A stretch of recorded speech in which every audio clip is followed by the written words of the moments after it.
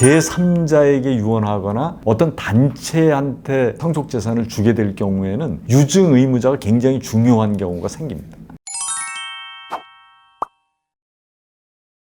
안녕하세요. 홍순기 변호사입니다. 이번 시간에는 수유자에 관해서 좀 말씀을 드리고요. 수유자한테 재산이나 권리를 전달하는 사람이 유증 의무자인데 그런 부분에 관해서 좀 말씀을 드리겠습니다. 구독, 좋아요 눌러주시면 큰 힘이 되겠습니다.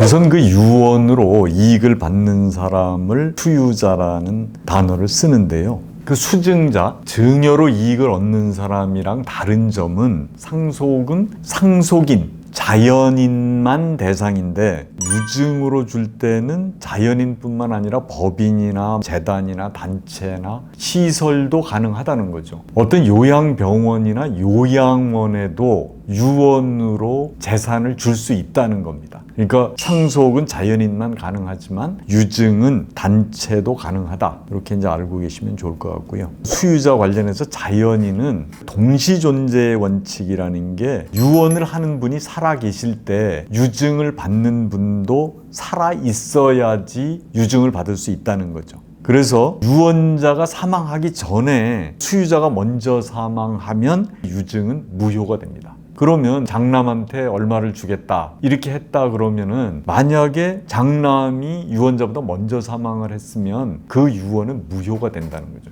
그게 손주나 며느리한테 자동으로 가지는 않는다는 거예요. 유증에 대습 유증은 없다 그렇게 생각을 하시면 되는데 이런 경우는 있을 수 있습니다. 수유자한테 일단 줬는데 만약에 수유자가 나보다 먼저 사망하면 그 상속인에게 주겠다 그런 유언은 가능하다는 겁니다.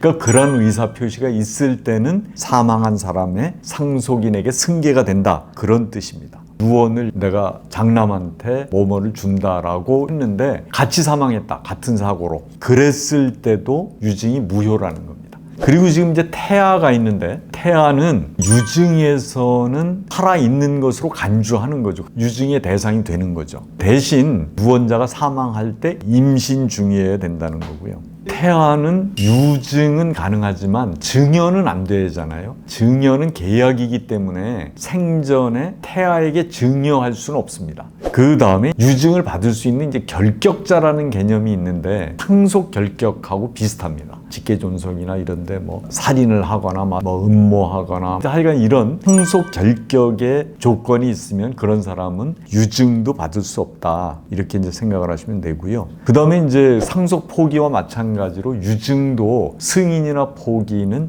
자유롭게 할 수 있습니다. 이제 유증 예산하고 문제가 되는 게 이제 유증 의무자라는 개념이 있는데 그게 무슨 말이냐면 유언에 따라서 재산을 넘겨줘야 될 의무를 지는 사람이 있다는 거죠. 그게 유증 의무자라는 건데 유언장에 유언 집행자가 있으면 그건 당연히 유증 의무자가 되는 거고 유언장에 유언 집행자가 없다 그러면 상속인이 유증 의무자가 됩니다. 그러니까 제3자한테 유증으로 넘겨준다고 했더라도 유언 집행자가 없다면 상속인이 유언을 받들어서 수유자한테 넘겨줘야 될 의무가 있다 그렇게 알고 계시면 되고 상속인이 없다 그러면은 그때는 가정법원에 신청해서 이제 재산관리인을 선임하는데 그러면 상속인이 없고 제3자한테 유증을 한다. 그러면 재산관리인이 유증 의무자가 되는 거죠. 유증 의무자도 어쨌든 의무를 짐으로써 본인의 시간과 노력을 할애해서 그걸 행하는 거잖아요. 서비스 비용이라든지 뭔가 그런 게 또 있나요? 유언 집행에 들어가는 비용, 그 다음에 자기의 어떤 그 노력에 대한 보상은 상속인에게 청구할 수 있습니다. 어떤 경우는 유언장에 유언 집행자한테 어떻게 해줘라 표시가 돼 있는 경우도 있습니다.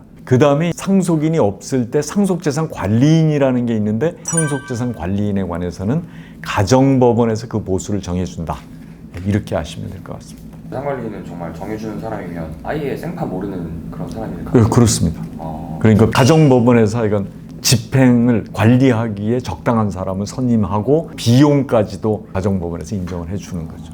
근데 이제 유증 의무자 입장에서 답답한 경우가 어느 경우에 생기냐 하면 유증을 받을 사람이 받겠다는 연락을 안 하고 뭐 포기도 안 하고 시간이 가면 유증 의무자 입장에서는 유언으로 유증을 받을 권리를 가진 사람한테 이제 최고를 할 수 있다. 무슨 말이냐 하면 이거 받을 거야 말 거야. 이거를 최고를 할 수 있다. 이제 이런 뜻입니다. 그러면 이제 유증 의무자, 유언 집행자, 상속인 또는 상속재산 관리인은 유언을 받을 사람한테 상당한 기간을 정해서 기간 내에 승인이나 포기를 해라. 그 답변을 해라. 이거를 최고로 할 수 있는데 만약에 최고가 있고 기간 내에 답변을 하지 않으면 유증을 받겠다는 의미로 법에서는 인정을 하는 거죠. 이런 최고의 권리를 가진 사람은 유증 의무자가 되는 거죠. 그러니까 유언 집행자, 상속인, 상속재산 관리인 이런 사람들이 최고를 할 수 있는 거고 상대방은 당연히 유증으로 권리를 받는 사람 또는 그 상속인 이렇게 되는 거고 그러면 언제까지 그렇게 해야 되냐? 수유자가 승인이나 포기를 하고 있지 않는 동안에는 가능한 거예요. 언제라도. 이때는 반드시 상당한 기간을 정해줘야 되고 그리고 언제까지 확답해달라 이런 최고를 분명하게 해야 된다는 거죠.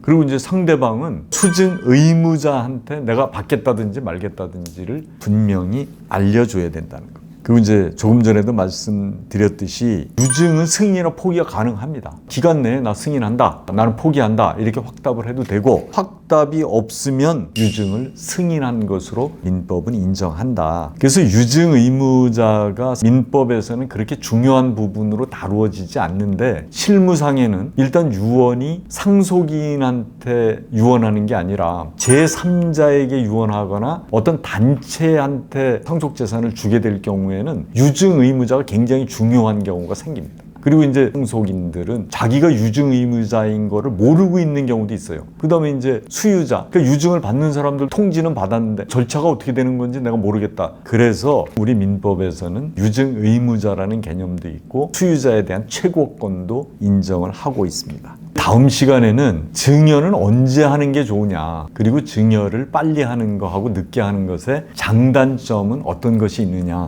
이런 질문을 많이 하시는데요. 그래서 증여의 최적의 타이밍, 이 부분에 관해서 말씀을 드리도록 하겠습니다. 이 영상이 유익하셨다면 구독, 좋아요 부탁드리겠습니다. 감사합니다.